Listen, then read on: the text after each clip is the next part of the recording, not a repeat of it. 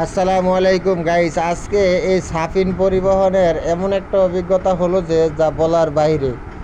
সাফিন পরিবহনের টিকিটটা কাটতে চায় নাই, তারপরে জোরপূর্বকভাবে দিছে, দেওয়ার পরে বুঝলাম যে আসলে কি বড় একটা মস্ত বড় ভুল করছি।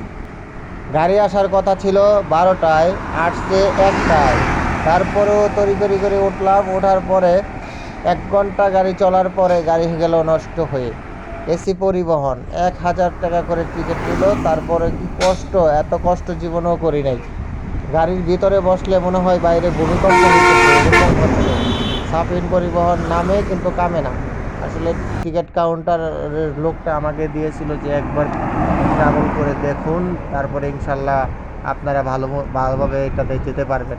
সেই বিশ্বাসের উপরে নিয়েছিলাম। আসলে বিশ্বাসটা এতই হলো যে যার জীবনে যদি গরুর গাড়ি দেওয়া যায় তারপরেও সাফিন পরিবহনে যাব না।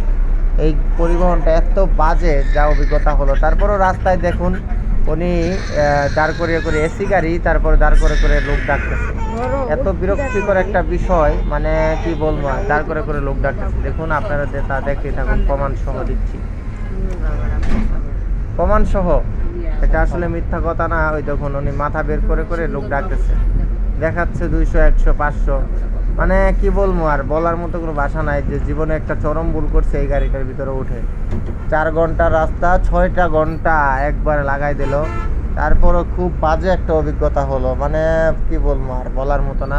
তো আপনারা সবাই সাফিন পরিবহন থেকে এড়িয়ে চলবেন। আমি আমার ব্যক্তিগত মতামত পূরণ করতেছি, কারণ কিসের জন্য সাফিন পরিবহন আমার কাছে ভালো লাগে নাই, আমার কাছে খুব বাজে একটা গাড়ি লাগছে। সেই জন্য আর কি সবাইকে একটু বলছি সাফিন পরিবহন থেকে দূরে থাকবেন।